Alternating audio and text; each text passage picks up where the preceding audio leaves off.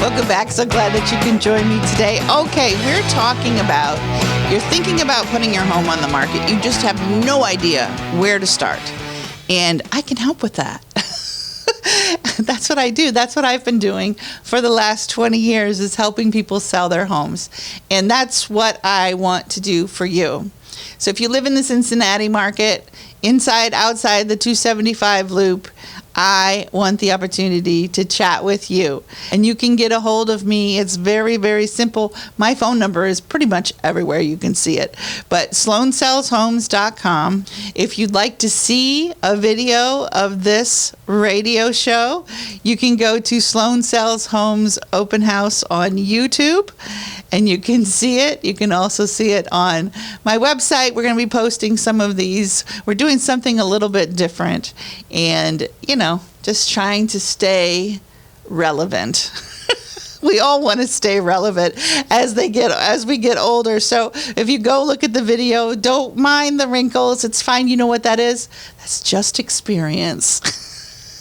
Just experience. Okay, you're ready to put your home on the market, but you don't know where to start. I can help you with that. And here's the thing. The very, very first thing you should do is start your relationship with your real estate agent. I hope that it will be me, but if it's not me and it's somebody else, start the relationship early. All right? Have the real estate agent come to your house and take a look around. Don't worry that your house is not show ready. At least for me, I'd rather come in sooner rather than later. I'd rather come in at that 3-month out range. So we'll have time to do the things that need to be done, because sometimes the things that you think you need to have done are not always what you need to do to get your house sold. So number one, I would say 3 months before you're thinking about selling, if you have that kind of time frame.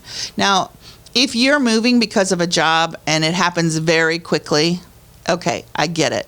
There's not a whole lot you can do. You're going to have to do this on speed zone. We're going to have to do this really fast. But if we have a little bit of time, you can take the time to process, because the process of selling your home can be very, very emotional, because you're most likely, if you're moving to a bigger home, okay, then you'll have plenty of space for all your junk. But if you're moving to a smaller home, and I'm meeting with so many people who are in their 50s and 60s and 70s who are thinking about moving into a less maintenance type property, maybe a condo where you don't have to mow the lawn anymore, you don't have to take care of the exterior. If you're thinking about moving into a home like that, the home that you've been living in for 20 years is going to need probably 3 things. Most likely, it's going to need some updates. You're going to need to declutter. You're going to have to wrap your head around what you're going to be taking with you, what you're going to be leaving behind, what you're going to donate.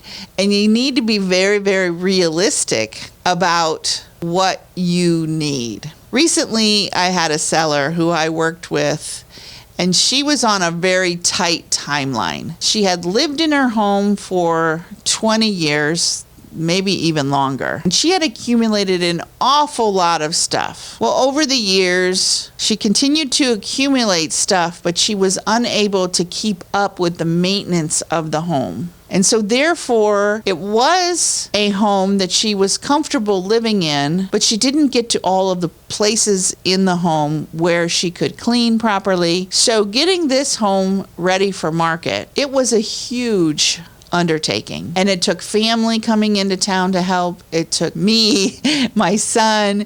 There was a lot of work that was being done. And that's part of the process of determining what you want, what you need. Going through paperwork. If you're like me, I hold on to paper, right? I hold on to a lot of paper.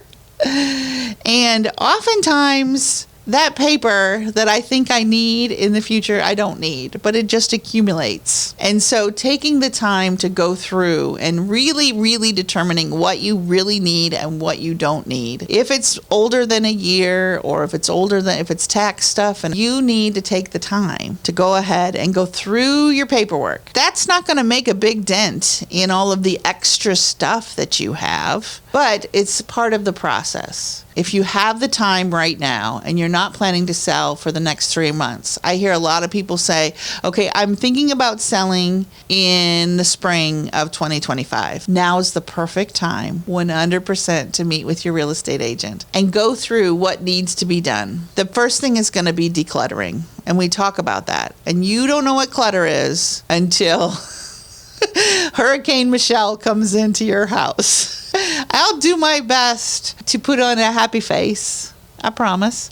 And I try not to be mean. Some people think I'm mean. I'm not mean. I'm just being realistic, because if you have a buyer walk into your house, they can't see past all of your stuff. So it's better that you go ahead and get rid of what you don't need before you list your home. Donating is a great idea. If you think that you have a lot of valuables in the home, look into how valuable they are. If you think you want your dining room table, you're not taking it with you because it's a large dining room table with 6 leaves in it and it seats 25 people for Christmas. You don't need that in your new home because you're downsizing. Let's do that. And you think, oh, my kids are going to want that. I'm sorry to say, most likely your kids don't want it. Your grandkids don't want it. They don't want the curio cabinet. They don't want your precious moments. That hurts because you've been collecting precious moments for the last 50 years. I get it.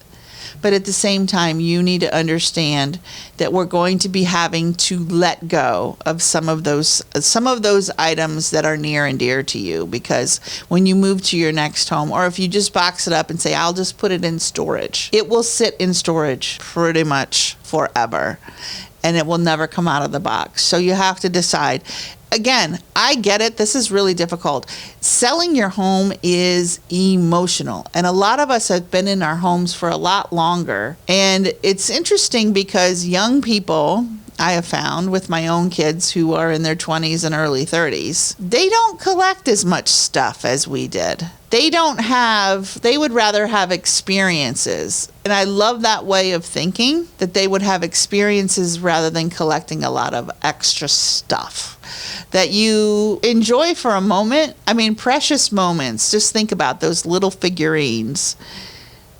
They are precious and they're cute, and each one of those, as you collected them, meant something to you. But most likely they don't mean a whole lot to your family, and that's hard. My own family, my own parents are planning to sell their home, and every time I go visit, they have a big old box of stuff for me to take with me. And with that big old box of stuff, I can probably pick 2 or 3 items out of that box that I want to keep. They have billions of photos. Are they fun to look through? Heck yeah. I love looking through these old pictures. So what I will do is I'll take all of those old photos, the ones that I want, that have memories that I want to keep in my heart. I will put them, I'll take photos of the photos or scan them in some way. Getting your home ready to sell, especially if you've lived in it for a really long time, a lot of it is mental. And so getting over that mental hurdle and having someone to help you through that process is really important. And I can do that. My name is Michelle Sloan, and you're listening to the Sloan Sells Homes Open House right here on 55 KRC, the talk station.